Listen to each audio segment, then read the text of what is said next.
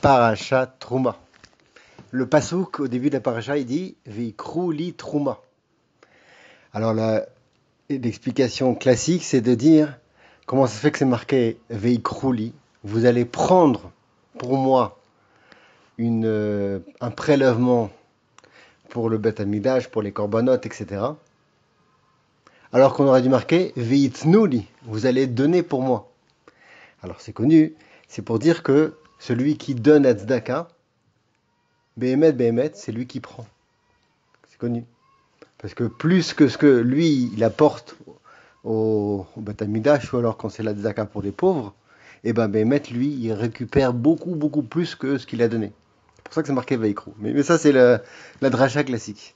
Alors aujourd'hui, je vais parler d'un autre aspect des choses. C'est que Rashi, il dit, à propos du pasuk qui dit Veikru li, pourquoi c'est marqué li pour moi? Hachem, il dit, vous allez prendre pour moi. Rashi l'amène l'ishma.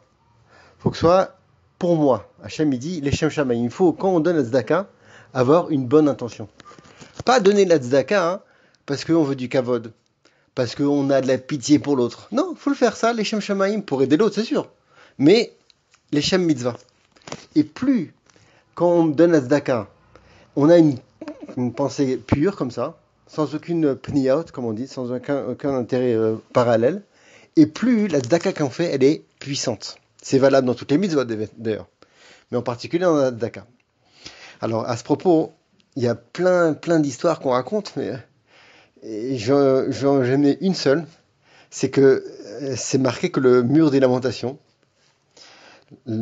pourquoi il est resté en place? Alors les Mefarshim, ils expliquent que c'est parce que c'était le fruit de la tzedaka des pauvres. Or, un pauvre, quand il donne la tzedaka, c'est sûr qu'il le fait pas pour son kavod, pas pour un intérêt quelconque, si ce n'est pour faire la mitzvah. Donc c'était une netina, un don qui était vraiment dénué de tout intérêt. Complètement les Shem Shamaim. Et il y en a qui disent que c'est pour ça que le mur des lamentations, c'est le seul qui est resté dans tout le Beth Amidash. Parce que c'était une netina, les Shem Shamaim. On peut voir aussi le même principe dans l'autre sens. C'est que les Chachamim ils nous disent que si c'est quelqu'un qui est un mine, quelqu'un qui renie la Torah, qui écrit un Sefer Torah, même s'il écrit tout le Sefer Torah, et il y a il y a marqué le nom d'Hachem, Elohim, Yud-Keh Vav-Keh, etc. Et bien malgré tout, ce Sefer Torah, non seulement il n'y a aucune Gdusha, mais en plus il faut même le brûler, comme ça c'est marqué dans l'Alacha.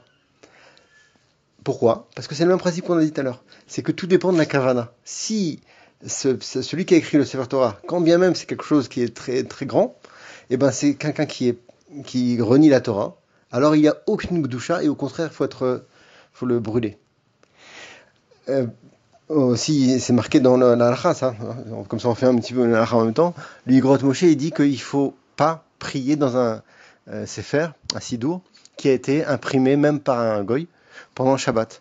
Parce que c'est le même principe, comme ça, ça provient d'une avéra, on va dire, ou alors, pour notre sujet à nous, d'une mauvaise intention, alors il ne faut pas profiter de ça.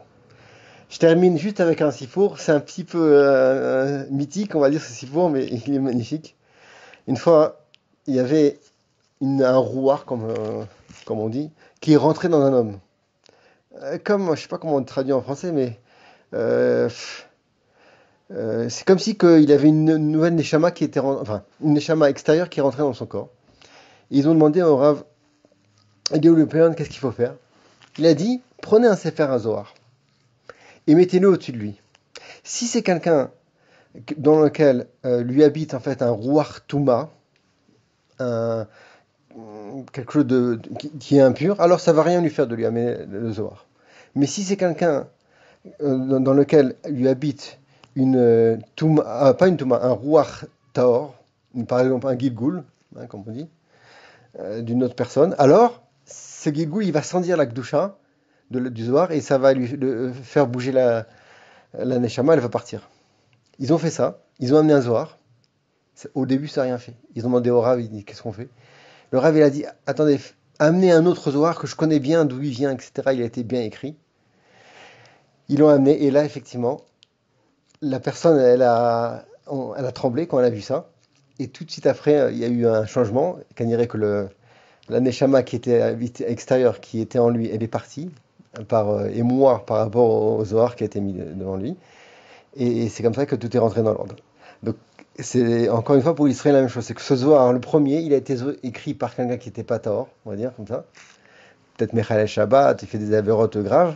Alors que le deuxième, c'était connu que ça provenait d'un quelqu'un qui a écrit avec une bonne kavana, etc.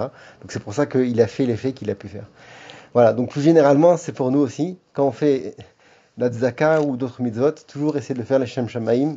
C'est bien de faire les mitzvahs, mais pas les Shem Shamaim, hein, parce que c'est marqué que le mitor shelo lishma balishma. Quand on commence à faire les choses, même si c'est pas super pur, c'est pas grave.